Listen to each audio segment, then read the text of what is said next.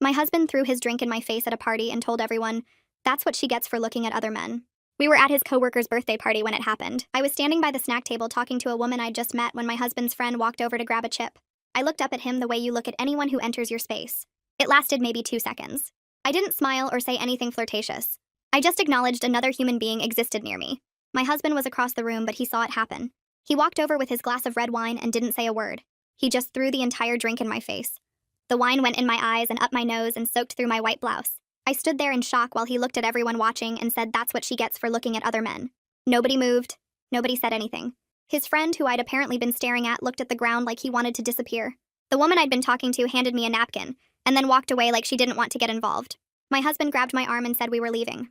I followed him to the car because I didn't know what else to do. My face was still dripping wine and my eyes were burning. On the drive home, he told me I'd embarrassed him by flirting with his friend in front of everyone. I said I wasn't flirting and that I'd only looked at him for a second. He said that was enough and that I should know better by now. That phrase stuck with me. I should know better by now. It meant this wasn't the first time he'd punished me for something small. It meant there had been other incidents I'd explained away or forgotten or convinced myself weren't that bad. The first year of our marriage, he'd gotten angry when I laughed too long at another man's joke at a dinner party. He didn't throw anything that time. He just gave me the silent treatment for 3 days until I apologized for making him feel disrespected. The second year, he'd accused me of dressing too nicely for work and asked who I was trying to impress. I started wearing baggier clothes to avoid the argument. The third year, he'd checked my phone while I was sleeping and demanded to know why a male coworker had texted me about a project deadline.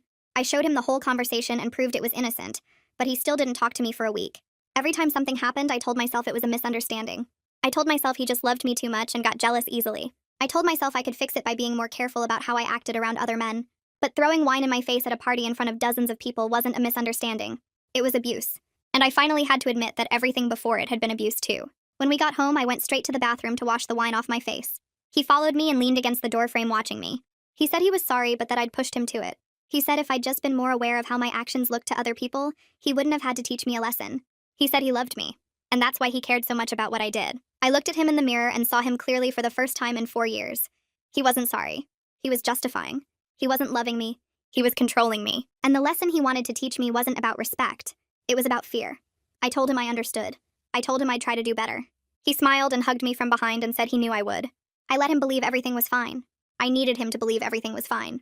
The next morning was Monday, and he left for work at 8 like always. I called in sick to my job and started packing. I took only what I could fit in 2 suitcases: clothes and important documents and the jewelry my grandmother had left me. I left everything else behind. I drove to my sister's house 3 hours away. She opened the door and saw my face and didn't ask any questions. She just let me in and made me tea and said I could stay as long as I needed. That night, my husband called asking where I was. I didn't answer. He called 12 more times and then started texting. At first, the texts were worried. Then they were angry. Then they were threatening. Then they were apologetic. Then they were desperate. The cycle repeated 3 times before I finally blocked his number. My sister helped me find a lawyer who specialized in domestic situations. I filed for divorce the following week. My husband tried to contest it. I woke up Tuesday morning on my sister's couch with dried wine still crusted in my hair. The smell hit me first, sour and sticky, and then came the ache in my neck from sleeping curled up on cushions that weren't meant for a full night. My phone sat on the coffee table where I'd left it face down. I picked it up and saw 37 missed calls. All from him. The number I'd blocked last night had found other ways through. Calls from numbers I didn't recognize that had to be him borrowing phones or using work lines. I deleted the notifications without listening to any voicemails. My sister was already awake in the kitchen and I could hear her moving around, the coffee maker gurgling and cabinet doors opening and closing. I sat up and my whole body felt heavy, like I was moving through water. The reality of what I'd done settled over me in a way it hadn't the night before when I was running on pure panic. I'd left my husband. I'd left my house and my life and everything I knew. There was no taking it back now. My sister appeared in the doorway holding 2 mugs of coffee. She handed me one without saying anything about how I looked or smelled. We sat at her kitchen table and she pulled out a notebook and pen. She said we needed to make a list of everything I had to do. I held the pen, but my hands were shaking, so badly I could barely write. She took it from me gently and started writing herself. Lawyer at the top, then bank accounts. Change of address. Get important documents from the house. The list kept growing, filling 1 page and then starting on a second. Each item felt impossible. Each one meant acknowledging that this was real and permanent. I thought about my grandmother's jewelry still sitting in my dresser drawer at home. I thought about the photo albums from our wedding that I'd left behind. I thought about how my whole life fit into 2 suitcases now. My sister wrote down more items. Cancel joint credit cards. Change beneficiaries. Update emergency contacts. The pen scratched across the paper and I watched her handwriting loop across the lines. When she finished, she slid the notebook across to me. I stared at it and felt my throat get tight. She squeezed my hand and told me we'd do it one thing at a time. I called my work after I showered and got the wine smell out of my hair. My supervisor Matthias answered on the second ring. I told him I needed to take the rest of the week off for a family emergency. My voice cracked when I said it, and I hoped he couldn't tell I'd been crying. He said, of course, take whatever time I needed. But then his voice got softer and he asked if I was okay. I said yes automatically, the way I'd been trained to say yes for 4 years. He paused and I could hear him breathing on the other end. He told me to take care of myself and that my job would be waiting when I got back. After we hung up, I sat on the edge of my sister's guest bed and cried again. My sister drove me to the bank Wednesday morning. We sat in the parking lot for 10 minutes before I could make myself go inside. The building looked normal, just a regular bank with glass doors and potted plants in the lobby. But walking through those doors meant doing something I couldn't undo. It meant taking money that was ours and making it mine. It meant my husband would know I was serious. The woman at the desk asked how she could help us. I explained that I needed to separate joint accounts from my husband. Her professional smile stayed in place, but I saw her glance at her colleague across the room. They had a whole silent conversation with their eyes that I pretended not to notice. She asked for my ID and account information. My hands shook filling out the paperwork. She explained that since both names were on the account, I had every legal right to withdraw funds or close it entirely. She said it in a way that made me think she'd had this conversation before with other women sitting in the same chair. The process took 2 hours. She had to verify my identity 3 times and get manager approval and print out statements going back years. My sister sat next to me the whole time, scrolling through her phone but staying close enough that our shoulders touched. When it was finally done, the woman handed me a folder with all the new account information. She told me the joint account was now closed and the funds had been split exactly in half between my new account and a check made out to my husband. I stared at the check sitting on the desk. $17,000. Half of everything we'd saved together. It felt both fair and like I was stealing from him, even though I knew that made no sense. We drove to a different bank across town where I opened a completely new account that he'd have no way of accessing. The representative there was younger and didn't ask questions. I deposited my half of the savings and watched the receipt print out. $17,000. It wasn't enough to live on for long, maybe 6 months if I was careful, but it gave me options while I figured out what came next. That night, I lay awake on my sister's couch thinking about the money. In the morning, my husband would see that the account was empty. He'd see the check and know I'd taken exactly half. He'd know I was planning to stay gone. Thursday morning came too fast. My sister drove me to the courthouse because my hands were shaking too badly to hold the steering wheel. The building was huge and gray with metal detectors at every entrance and people everywhere moving with purpose, like they knew exactly where they were going. I didn't know where anything was. My sister held my arm and guided me through the security line where I had to empty my pockets and put my purse on a conveyor belt. The guard waved us through and we stood in the main lobby looking at a directory board with dozens of room numbers and department names that meant nothing to me. Caitlin had texted me the room number, but I couldn't make sense of the building layout. A woman in a uniform asked if we needed help, and my sister explained we were looking for the family court clerk's office. The woman pointed down a hallway to the left and said third door on the right. We walked past people sitting on benches in the hallway, some of them crying, some of them arguing quietly with lawyers in suits. The clerk's office had a long counter with bulletproof glass and a small opening at the bottom to pass papers through. I gave my name to the woman behind the glass and she handed me a clipboard with forms attached. The forms asked for everything. My full legal name, my husband's full legal name, our address, how long we'd been married, whether we had children, whether there was domestic violence, whether I wanted a restraining order. My hand cramped up writing and I had to stop twice to shake it out. The woman behind the glass watched me with tired eyes like she'd seen hundreds of women fill out these exact forms. When I finished, she took the clipboard back and typed information into her computer for what felt like forever. Then she printed out more papers and slid them through the opening along with a number on a slip of paper. She told me to wait in courtroom 3 and the judge would call my case when it was time. Courtroom 3 had wooden benches like church pews and a raised platform at the front where the judge would sit. There were maybe 20 other people scattered around the room, all of them waiting for their own cases to be called. My sister and I sat in the back row and I held the papers in my lap, reading them over and over without really understanding what they said. The legal language made everything sound cold and official, like my marriage was just a contract being terminated instead of 4 years of my life ending. A bailiff came in through a side door and told everyone to rise. The judge entered wearing black robes and sat down at the bench. She was younger than I expected, maybe in her 40s, with dark hair pulled back in a bun. She started calling cases by number, and people would walk up to stand in front of her while she reviewed their paperwork. Some cases took 2 minutes, some took 20. I watched a man try to argue that his ex-wife shouldn't get full custody, and the judge cut him off mid-sentence to tell him that showing up drunk to pick up his kids meant he'd lost the right to argue about custody. Finally, she called my number. I stood up and my legs felt weak walking to the front of the courtroom. The judge looked at my paperwork and then looked at me. She asked if I was requesting a temporary restraining order based on assault and threatening behavior. I said yes, and my voice came out quieter than I meant it to. She asked me to describe what happened at the party. I told her about the wine and about my husband showing up at my sister's house and pounding on the door. She asked if I had any evidence, and I showed her the police report from that night and photos of my wine-stained clothes that I'd taken before washing them.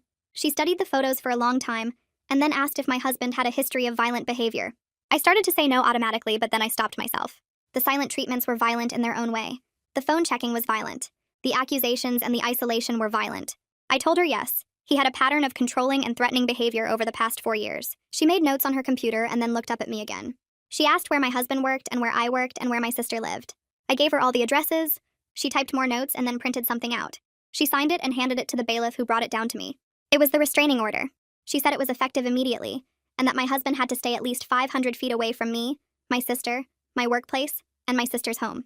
She said a process server would deliver the papers to him at his workplace tomorrow, and that if he violated the order, he would be arrested. She asked if I understood, and I said yes. She told me to be safe and then called the next case number. The whole thing took maybe 10 minutes. I walked back to where my sister was sitting and showed her the papers. She squeezed my hand and we left the courtroom. In the hallway, I started crying and couldn't stop. My sister pulled me into a corner away from other people and let me cry into her shoulder until I ran out of tears. We drove home in silence and I stared at the restraining order the whole way. 500 feet. That was the distance that now had to exist between me and the man I'd been married to for 4 years. It felt both like too much space and not nearly enough. Friday, I spent going through the 2 suitcases I'd packed when I left. I laid everything out on my sister's guest bed to see what I actually had. 3 pairs of jeans, 5 shirts, 1 dress, underwear and socks, my toothbrush and some makeup, my birth certificate and social security card, my grandmother's jewelry. That was it. That was everything I'd grabbed in my panic to get out. I realized I'd forgotten my winter coat and all my sweaters. I'd forgotten the photo albums from our wedding and from trips we'd taken. I'd forgotten my grandmother's recipe box that I'd promised my mom I'd keep safe. I'd forgotten my favorite books and the blanket my sister had made me for Christmas 2 years ago. All of it was still in the house with him. I called Caitlin and told her about everything I'd left behind. She said we could arrange a police escort to go back and get more belongings, but not until after he'd been served with the restraining order papers.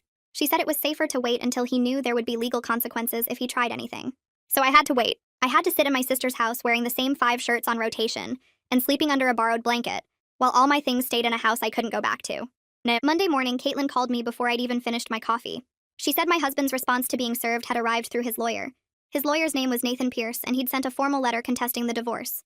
The letter said I'd abandoned the marriage without cause, and that my husband wanted me to pay half the legal fees since I was the one who'd chosen to leave. Caitlin read parts of the letter out loud to me over the phone, and I felt sick hearing the words. Abandoned without cause. Like 4 years of controlling behavior and getting wine thrown in my face didn't count as cause. Like I'd just woken up one day and decided to destroy our marriage for no reason. Caitlin's voice got firm when she explained this was a common intimidation tactic. She said his claims wouldn't hold up in court because I had evidence of abuse and threatening behavior.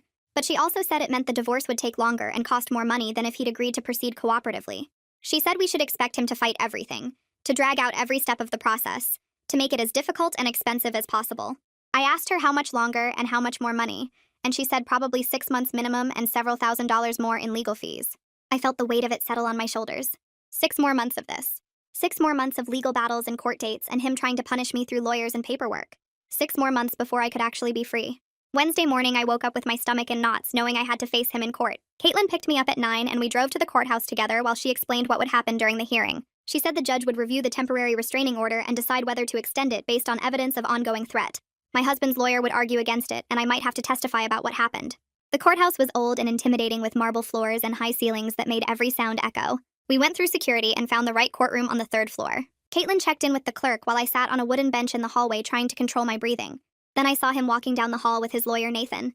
My husband wore a dark suit and tie and looked calm and professional, like he was heading to a business meeting instead of a hearing about abusing his wife. He glanced at me once and his expression was neutral, almost concerned, like he was the reasonable one and I was overreacting. That look made me question everything for a second. Had I blown things out of proportion? Was throwing wine really that bad? Maybe I should have tried harder to work things out. Then I remembered the feeling of wine burning my eyes and soaking through my clothes while everyone stared. I remembered him grabbing my arm and the way he justified it afterward. I remembered 3 years of walking on eggshells and changing how I dressed and apologizing for things that weren't my fault. The clerk called us into the courtroom and we took our seats at separate tables. The judge was a woman in her 50s with gray hair pulled back in a bun. She looked tired, like she'd heard too many of these cases. Nathan stood up first and started talking about how my husband was a devoted spouse who made one mistake in a moment of stress. He said the wine incident was a one-time loss of control after I provoked him by openly flirting with his friend at a party. He made it sound like I'd been throwing myself at someone right in front of my husband. Then he talked about my husband showing up at my sister's house and called it a concerned spouse trying to check on his wife who'd disappeared without explanation. He twisted every single thing into a story where I was the problem and my husband was just reacting to my bad behavior. I felt sick listening to him. My hands were shaking and I had to grip the edge of the table to keep them still. Caitlin squeezed my arm under the table and I tried to focus on breathing. Then the judge started reading through the police report from the night my husband came to my sister's house. The officer had described him as aggressive and threatening, pounding on the door and refusing to leave when asked. The judge also reviewed photos of my wine-stained blouse that I'd given to Caitlin as evidence. She looked at my husband over her reading glasses and asked if he had anything to say about the police report. He started to answer, but she held up her hand and said she was extending the restraining order for 6 months. She told him he needed to stay 500 feet away from me, my workplace, and my sister's residence. She said any violations would result in immediate arrest and possible jail time. She looked directly at him when she said it, and her voice was firm. Nathan tried to object, but the judge shut him down and said the evidence was clear that my husband posed a continued threat. The hearing was over in less than 30 minutes. Walking out of the courthouse, I felt both relieved and completely drained. Caitlin reminded me this was just the beginning, and that the actual divorce would involve many more hearings and legal battles. But at least I had legal protection now. At least there were consequences if he came near me. We got lunch at a diner near the courthouse, and Caitlin went over the next steps in the divorce process. That evening, my sister's neighbor, Joanne, knocked on the door holding a casserole dish covered in foil. She said she'd heard I was going through a hard time and wanted to bring dinner.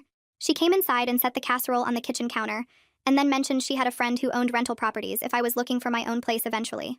Her kindness caught me completely off guard. I'd been expecting everyone to judge me or ask nosy questions or tell me I should have tried harder to save my marriage. But Joanne just smiled and said she'd been through a divorce herself years ago and knew how hard it was.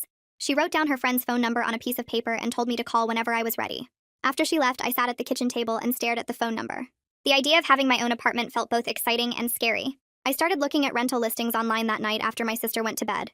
Everything affordable was either too close to my old neighborhood or in areas that didn't look safe based on the street view photos. The nice apartments in good neighborhoods cost more than I could afford on my salary, especially with the legal fees piling up. I realized how financially dependent I'd become during my marriage. My husband had always handled the money and made the big decisions about where we lived and what we could afford. I'd let him take control because it seemed easier than arguing.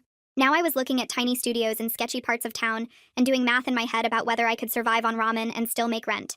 The search made me feel small and powerless. Thursday afternoon, I was sitting on my sister's couch scrolling through more apartment listings when my phone buzzed with an email notification. The sender name was someone I didn't recognize, but the subject line said, "We need to talk." I opened it and started reading a long message from my husband about how I was destroying our marriage and throwing away 4 years together. The email went back and forth between apologizing for the wine incident and blaming me for provoking him. He said he loved me more than anything and couldn't understand why I was doing this to us. Then the next paragraph accused me of being selfish and cruel for filing a restraining order and making him look like a monster. He said if I really loved him, I would come home and we could work through this together. The message ended with him begging me to call him so we could talk like adults. Reading it made my chest tight and my hands shake. I called Caitlin right away and read her the entire email. She asked me to forward it to her immediately and said creating a fake email account to contact me was a clear violation of the restraining order. She said the email showed exactly the kind of manipulation and abuse cycle behavior she'd warned me about. The apologies and declarations of love mixed with blame and accusations. The way he made his actions my responsibility. She told me to forward the email to the police as well, and not to respond to him under any circumstances. I sent the email to both Caitlin and the police department. Within a few hours, a detective called me back and said they'd traced the email to my husband's home IP address. They were going to arrest him for violating the restraining order. I felt relieved but also guilty, which surprised me. Part of me still felt responsible for what happened to him, even though he'd chosen to break the law. The detective said they'd picked him up at his house and he'd spend at least one night in jail before he could post bail. That night, I had my regular therapy session with Madison. I told her about the email and the arrest and how guilty I felt. She helped me understand that feeling guilty was a conditioned response from years of my husband telling me his actions were my fault. She said we needed to work on separating his choices from my reactions. He chose to violate the restraining order. He chose to send that email. Those were his decisions and his consequences, not mine. We spent the rest of the session talking about how to recognize when I was taking responsibility for things that weren't my responsibility. The next week, Caitlin called to tell me the divorce was moving into the discovery phase. Both sides had to disclose all financial information, including bank statements, tax returns, pay stubs, and documentation of assets and debts. She said my husband's lawyer had requested extensive documentation about my spending habits and work history going back 5 years. Caitlin explained this was another intimidation tactic meant to make me feel invaded and overwhelmed.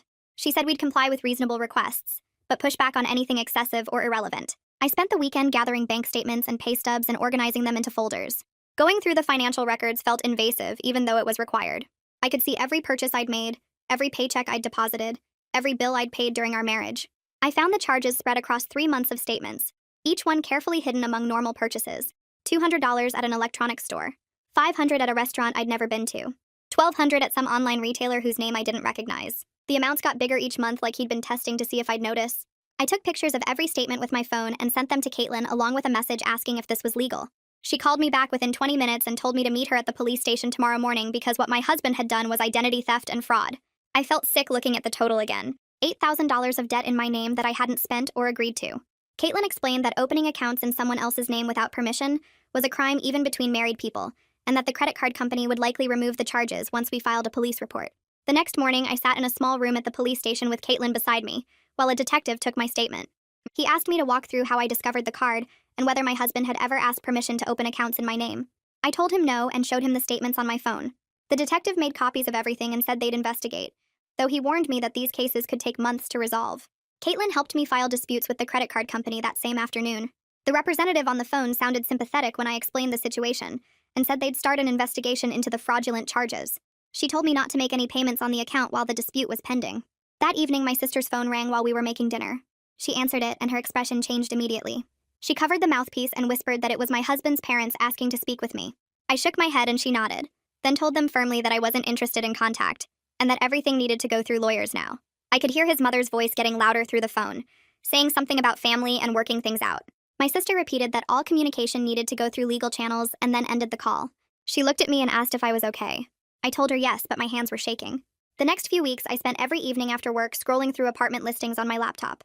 Most places were too expensive or too far from my job or in neighborhoods that didn't feel safe. Joanne stopped by one night and mentioned that her friend owned several rental properties in a quiet area about 30 minutes from where I worked. She gave me the landlord's number and suggested I call him. I reached out the next day and explained that I was going through a divorce and needed a place quickly. The landlord's name was Frank, and he sounded understanding when I told him my situation. He had a one-bedroom available immediately and offered to work with me on the security deposit since I was dealing with legal expenses.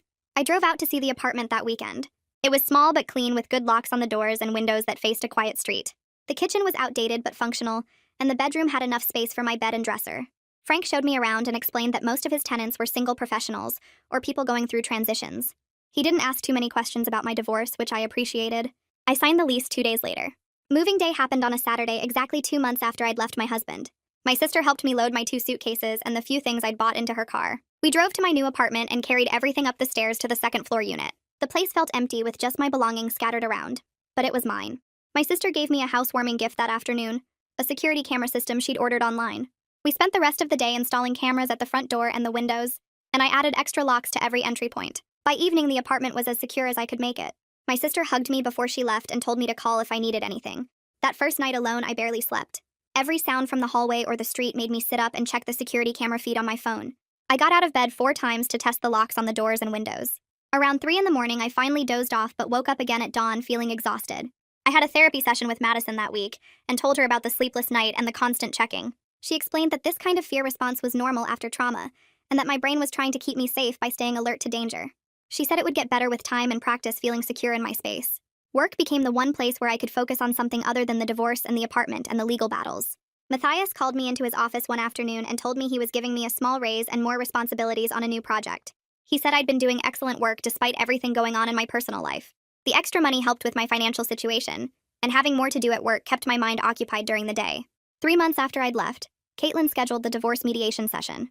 She explained that a court mediator named Tristan Winters would help us try to reach agreements on property division before going to trial. The mediation was held in a conference room at the courthouse. I arrived early with Caitlin and we sat on one side of a long table. My husband came in 10 minutes later with his lawyer Nathan. He looked across the table at me with this wounded expression like I was the one who'd hurt him.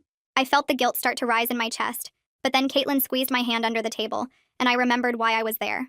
Tristan started by explaining the mediation process and asking us to focus on practical matters rather than emotions. We spent the first hour going through the small stuff and reached agreements on most of it fairly quickly.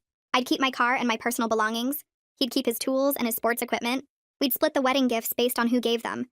But then we got to the house and the car he drove and everything stopped moving forward. My husband wanted to keep both and have me sign over my rights to everything. He argued that he'd paid more of the mortgage and that the house was in a neighborhood close to his work. I wanted my fair share of the equity we'd built together over 4 years of marriage. Caitlin presented documentation showing I'd contributed to the household expenses and helped maintain the property. We went back and forth for over an hour without reaching any agreement. The mediation ended after 3 hours with most of the small issues resolved, but the big ones still deadlocked. Tristan said we'd tried our best, but that some cases just couldn't be settled through mediation. Caitlin walked me to my car afterward and warned me that going to trial would add months to the process and thousands more in legal fees. I told her I understood, but that I wasn't going to give up what I was legally entitled to, just because my husband wanted everything his way. The following week, Madison mentioned a support group for domestic violence survivors that met every Thursday evening at a community center downtown. I was nervous about going, but she said hearing other women's stories might help me feel less alone. I showed up to the first meeting and sat in the back of a circle of folding chairs. There were 8 other women there ranging from their 20s to their 60s. The group leader asked if anyone wanted to share, and one by one the women talked about their experiences. One woman described how her ex-husband had violated his restraining order 6 times before finally leaving her alone. Her story scared me, but it also prepared me for the possibility that my husband might not give up easily. She talked about how he'd show up at her work and her gym and places she went regularly. Each time the police would tell him to leave, but they couldn't arrest him because he was in public spaces. It took 6 violations and 6 police reports before the judge finally took it seriously and put him in jail for a week. The other women in the group nodded like they'd heard similar stories before. I sat there feeling cold even though the room was warm. The idea that my husband might do the same thing hadn't really occurred to me until that moment. I'd been so focused on the legal process and the restraining order that I hadn't thought about what would happen if he decided to test the boundaries. After the meeting ended, I drove home checking my mirrors more than usual. Every car behind me felt suspicious, and I took 3 extra turns just to make sure nobody was following me. The next morning, I stopped at the grocery store near my apartment to pick up food for the week. I was in the produce section comparing prices on apples when I saw him. My husband was standing by the bread aisle looking directly at me. He didn't move or say anything. He just stood there holding a shopping basket and watching me. My hand started shaking so badly I dropped the apple I was holding. It rolled across the floor and stopped near his feet, but I didn't go pick it up. I turned my cart around and walked quickly toward the checkout lanes, even though I'd barely gotten anything. My heart was beating, so hard I could feel it in my throat. I paid for the few items in my cart and left without looking back. In my car, I locked all the doors and sat there for a minute trying to calm down enough to drive. He hadn't violated the restraining order technically. The grocery store was a public place and he was allowed to shop there. But he lived 20 minutes away, and there were 4 other grocery stores closer to our old house. He'd chosen this one because he knew I'd be there. 2 days later, I was getting coffee before work at the shop I'd been going to for the past month. I walked in and saw him sitting at a table near the window with a newspaper. He looked up when I entered and our eyes met for just a second, before I turned around and walked back out. I went to a different coffee shop 15 minutes away, and showed up to work late without my usual morning caffeine. That afternoon, I called Caitlin and told her what was happening. She asked if I had any proof, and I realized I didn't. No photos or videos or anything concrete. She told me to start documenting everything with my phone. Take pictures of him whenever I saw him. Note the date and time and location. Build a record that showed a pattern of behavior. The next time I saw him was 3 days later at the coffee shop again. This time I was ready. I took out my phone and snapped a photo of him sitting there before I left. He saw me do it, but he didn't react. Just went back to reading his newspaper like nothing had happened. Over the next 2 weeks, I saw him 6 more times. Always in places near my apartment or my work. Always in spots where he was technically allowed to be, but where his presence felt threatening. I photographed him every time and wrote down the details in a notes app on my phone. Date, time, location, what he was doing, how long I saw him for. Caitlin filed a motion to modify the restraining order to include these specific locations. We had a hearing in front of the same judge who'd granted the original order. Nathan argued that my husband had every right to shop and get coffee in public places. He said I was being paranoid and trying to control where my husband could go. The judge looked at my documentation. 9 sightings in 2 weeks at locations near my home and workplace when my husband lived and worked in a completely different area. She asked Nathan why his client needed to shop at a grocery store 20 minutes from his house when there were multiple options closer. Nathan said it was a free country and people could shop wherever they wanted. The judge wasn't buying it. She added the specific locations to the restraining order and warned my husband that his pattern of behavior looked like stalking. She said if he continued showing up in places where I regularly went, she would consider it harassment regardless of whether they were public spaces. After the hearing, I felt safer, but also more isolated. I couldn't go back to my regular grocery store or coffee shop without risking another violation. I had to find new places and new routines, which meant giving up the small sense of normalcy I'd been building. At work that week, Rachel stopped by my desk and asked if I wanted to come to her book club. She said they met every other Thursday evening at a member's house, and this month they were reading a mystery novel. I almost said no automatically. The idea of being social and sitting in a room with strangers felt exhausting. But then I thought about how my entire life had become legal battles and therapy appointments and watching over my shoulder. Maybe spending an evening with normal people doing normal things would be good for me. I told Rachel yes, and she smiled and said she'd text me the address. The book club met at a house in a neighborhood I'd never been to before. I showed up with the book I'd barely had time to read, and a bottle of wine I'd picked up on the way. Rachel introduced me to the other women. There were 6 of them ranging in age from late 20s to early 50s. They were friendly and welcoming, and nobody asked why I was there or what was going on in my life. We talked about the book for about an hour. I hadn't finished it, but I'd read enough to follow the conversation. Then we moved on to other topics. Someone's daughter was applying to colleges. Someone else had just gotten a promotion at work. Normal, everyday things that had nothing to do with restraining orders or abusive husbands. One woman mentioned she'd gone through a difficult divorce a few years back. She didn't go into details, but she said it had been one of the hardest things she'd ever done, and that she'd come out the other side stronger than she expected. She looked at me when she said it like maybe Rachel had told her something about my situation. But her comment felt genuine and hopeful rather than pitying. Driving home that night, I felt lighter than I had in months. Being around people who treated me like a regular person instead of a victim or a legal case had reminded me that life could eventually feel normal again. 4 months after I'd left my husband, I met someone at the coffee shop I'd started going to on the other side of town. He was in line behind me, and we started talking while we waited. Just casual conversation about the weather and how long the line was taking. He asked if I came here often, and I said I'd just started coming a few weeks ago. He said he'd been coming for years and recommended their breakfast sandwiches. We talked for a few more minutes, and then he asked if I'd like to get coffee together sometime. My immediate reaction was panic. But he seemed nice and normal, and it had been so long since anyone had shown interest in me that I said yes before I could talk myself out of it. We met the following Saturday for coffee. Just coffee and conversation in a public place during the daytime. He told me about his job in accounting and his dog and his hobby of building model trains. I told him about my work and kept everything else vague. The whole time I was anxious and watching the door. Every time someone walked in, I tensed up expecting to see my husband. I couldn't focus on what this man was saying because I was too busy scanning the room and planning escape routes. After an hour, I made an excuse about needing to run errands and left. He seemed disappointed, but he said he'd like to see me again. I said maybe, and knew I wouldn't. At my next therapy session, I told Madison about the date. She asked how it had felt, and I admitted I'd been too anxious to enjoy any of it. She said that was completely normal, and that it was probably too soon for me to think about dating. She said I needed to focus on healing and rebuilding my sense of self before I could be ready for a relationship with someone new. Part of me felt relieved hearing that. Like I had permission to not be ready, and didn't have to force myself to move forward faster than I could handle. Madison said healing wasn't linear, and that I shouldn't rush myself just because I thought I should be over things by now. 6 months after I'd filed for divorce, Caitlin called to tell me the trial date had been set. We'd be going to court in 3 weeks to settle the remaining issues about the house and the car. She said we needed to meet several times before then to prepare. She'd be doing practice questioning to get me ready for what Nathan would ask. She warned me that he would try to make me look bad. He'd bring up things I said or did and twist them to make it seem like I was the problem in the marriage. She said I needed to stay calm and stick to the facts no matter what he said. We met at her office 3 times over the next 2 weeks. She asked me hard questions about the wine incident and the years before it. She pushed me on details and challenged my answers the way Nathan would. By the 3rd practice session, I felt more confident but still scared about having to face my husband in court again. The week before the trial, my husband sent flowers to my workplace. The delivery person brought them to my desk with a card attached. I didn't open the card right away. I just stared at the bouquet knowing it had to be from him. Rachel was walking by and saw the flowers and asked if everything was okay. I opened the card and read it. The message said he forgave me and wanted to start over. That we could fix things if I just came home. My hands started shaking again. I told Rachel I needed to refuse the delivery. She helped me carry the flowers back to the front desk and explained to the receptionist that I couldn't accept them. Then I called the police and filed a report for violating the restraining order.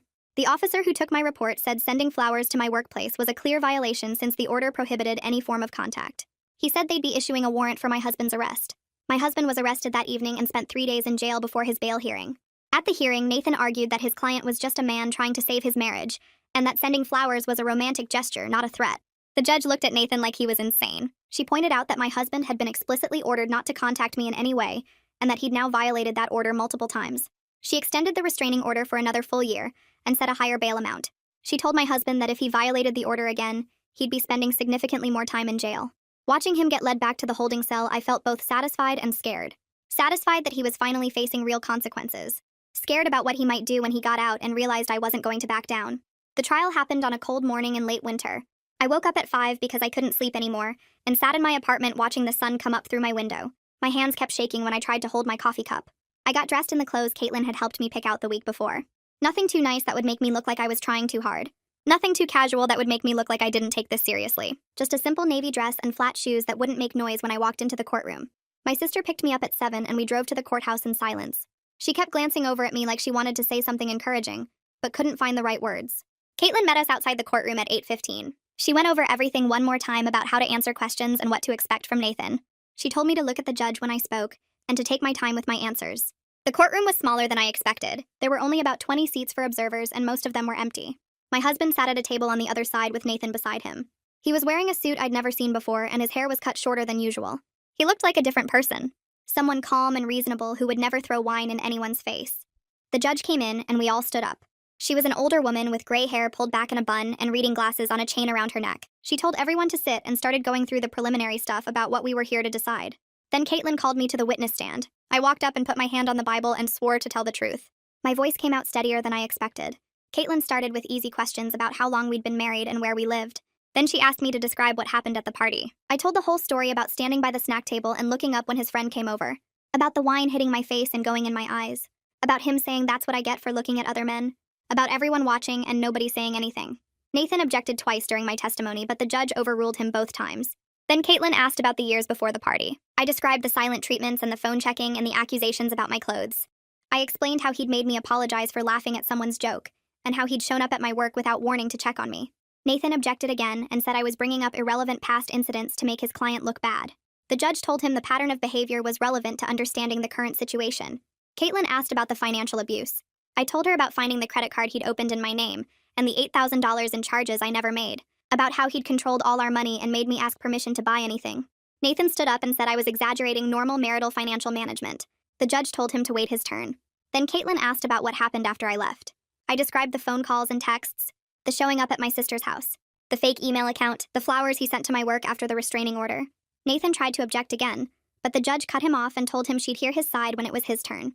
When Caitlin finished, Nathan stood up to cross-examine me. He asked if I'd ever been diagnosed with any mental health conditions. Caitlin objected and the judge sustained it. He asked if I'd been faithful during the marriage. I said yes. He asked if I'd ever lied to my husband about where I was going or who I was with. I said no. He asked if I thought it was normal for a wife to run away without warning and take half the money from their joint account. I said I didn't run away. I left an unsafe situation. He asked if I had any proof the wine incident actually happened the way I described. I said there were dozens of witnesses at the party. He asked if any of them had come forward to testify. I said no, but that didn't mean it didn't happen. He kept pushing and trying to make me sound vindictive or unstable, but I stayed calm and stuck to the facts like Caitlin had taught me. When he finally sat down, I felt exhausted, but relieved it was over. The judge called a 15-minute recess. My sister came up and hugged me in the hallway outside the courtroom. She said I did great, and that anyone watching could see I was telling the truth. When we went back in, Caitlin called my sister to testify.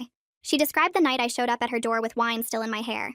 She talked about how scared I looked and how I kept checking the windows like I thought he might follow me. She described him pounding on her door at midnight and shouting that I needed to stop being dramatic. Nathan tried to make it sound like she was biased because she was my sister, but she stayed calm and factual. Then Caitlin called Rachel from work. Rachel testified about work events where my husband would show up were uninvited and stand too close to me. About how he'd call the office multiple times a day to check on me. About how I'd started wearing baggier clothes and stopped going to happy hours. The judge took notes the whole time and asked a few questions of her own. After Rachel finished, Nathan called my husband to testify. He walked up to the stand looking sad and defeated. He talked about how much he loved me and how he'd made mistakes, but that I was blowing everything out of proportion. He said the wine incident was a one-time loss of control after I'd been flirting with his friend all evening. He said checking my phone was normal because he'd been worried about me working late so often. He said showing up at my sister's house was just trying to make sure I was safe. His performance was good. Too good. I started worrying the judge might actually believe him. Then Caitlin stood up to cross-examine. She asked about the credit card. He said he'd opened it for household expenses and that I knew about it. She pulled out bank statements showing the charges were for things like bars and restaurants I'd never been to. He said he couldn't remember every purchase. She asked why he'd used my name and social security number without asking me first. He said it was easier that way. She asked if he thought that was legal. He started getting frustrated. She asked about the restraining order violations. He said sending flowers wasn't a crime. She asked if he'd read the order that specifically said no contact of any kind. He said the order was ridiculous. She asked if he thought he was above the law. His voice got louder. He said I'd turned everyone against him and made him look like a monster when all he'd done was love me too much. The judge told him to lower his voice. Caitlin asked if throwing wine in someone's face was how he showed love. He slammed his hand on the witness stand and said I'd pushed him to it. The judge told him that was enough and excused him from the stand. He walked back to his table breathing hard, and Nathan looked like he wanted to disappear. The judge said she'd take a week to review everything and issue her ruling. We all stood up and filed out of the courtroom. My husband tried to make eye contact with me, but I looked straight ahead and walked past him. Caitlin said she thought it went well, and that his outburst had probably helped our case more than anything. A week later, Caitlin called to tell me the ruling had come through. The judge granted the divorce. She awarded me half the equity in the house, which my husband had to refinance to buy out my share. She assigned him responsibility for the fraudulent credit card debt. I also got to keep my car and my grandmother's jewelry, which he'd been refusing to return. The judge's written ruling included language about recognizing the pattern of controlling and abusive behavior. Reading those words felt like validation, that what I'd experienced was real and serious. My husband had 60 days to refinance the house and pay me my share of the equity. Caitlin warned me he might try to drag this out or hide assets, but the court order gave us enforcement options if he didn't comply. 6 months after leaving, I received a check for $43,000 from the house refinance. I sat in my apartment holding the check and crying because it meant I could finally breathe. It was enough to build a real emergency fund and feel financially secure for the first time since I'd left. I used some of the money to pay off my legal fees, which had been hanging over me for months. I put a down payment on a reliable used car to replace the one I'd been sharing with my husband. I bought real furniture for my apartment instead of the secondhand stuff I'd been using. Having my own things in my own space felt like reclaiming my identity piece by piece. My husband made one last attempt to contact me through a mutual friend, asking if we could talk about reconciliation now that the divorce was final. I told the friend to pass along that I had nothing to say, and to please respect my boundaries. The friend said my husband seemed really broken up about everything, and maybe I should give him another chance. I said no and hung up. At my next therapy appointment, I told Madison about the contact attempt. She asked how it made me feel. I said mostly angry that he still thought he could manipulate me through other people. She said that was a healthy response and showed how much progress I'd made. We decided to reduce therapy to once a week since my trauma symptoms were becoming more manageable. I still had bad days where the hypervigilance came back and I checked all my locks 3 times before bed. I still had nightmares about wine dripping down my face and everyone watching. But I also had good days where I felt strong and capable and free. 7 months after I left, Matthias called me into his office on a Tuesday afternoon. I walked in expecting another project assignment, but he gestured to the chair across from his desk and closed the door behind me. He said he'd been watching my work closely since I'd come back from my time off, and that I'd shown growth he hadn't expected. He said most people going through what I was dealing with would have let their performance slip, but mine had actually improved. He offered me a promotion to senior analyst with a 20% raise and leadership responsibilities for the team's biggest client accounts. I sat there processing what he'd just said, because part of me still expected punishment for taking up space or asking for too much. He asked if I needed time to think about it, and I said no, I accepted. He smiled and said he'd have HR draw up the paperwork and that the promotion would be effective next month. Walking back to my desk, I felt something shift inside me, like maybe I was actually capable of building something good from the wreckage. That evening at the support group, I mentioned the promotion during check-in, and the other women clapped for me. One of them asked if I'd be willing to mentor a new member who'd just left her husband 2 weeks ago and was struggling with the same shame spiral I'd been stuck in months before. I said yes without thinking about it because helping someone else navigate what I'd been through felt like giving purpose to all the pain. Her name was Jennifer, and she had this lost look I recognized from my own mirror 6 months earlier. We exchanged numbers after the meeting, and I told her she could text me anytime, day or night, if she needed to talk, or just needed someone to remind her she wasn't crazy. Over the next few weeks, I met with Jennifer for coffee twice and talked her through the practical steps of separating finances and finding a lawyer. Listening to her story made me realize how far I'd actually come, because the things that had felt impossible to me 7 months ago now felt like basic survival steps I could explain clearly. The support group became the anchor point of my week, the place where I could be honest about the hard days without anyone trying to fix me or tell me to move on faster. 8 months after I left, I was making dinner in my apartment when I realized I'd gone an entire week without thinking about my ex-husband. I hadn't checked the locks obsessively, or looked over my shoulder in parking lots, or rehearsed what I'd say if he showed up somewhere. The hypervigilance that had been my constant companion was fading so gradually I hadn't noticed it leaving. I stood at my kitchen counter crying into a cutting board full of chopped vegetables, because the absence of fear felt almost as overwhelming as the fear itself had been. I was learning to trust my own judgment again, to believe that when I looked at someone, it was just looking, and not an invitation for punishment. I had a good job that I'd earned through my own work, a safe apartment that was entirely mine, friends who knew what I'd survived and supported me anyway. I was building confidence in recognizing red flags early, in knowing what healthy boundaries looked like, in understanding that love shouldn't require me to make myself smaller. The journey wasn't finished, and I still carried the weight of what had happened in my body's reactions, and my careful way of moving through the world. But I'd survived something I wasn't sure I'd survive, and that counted for more than I'd known it could.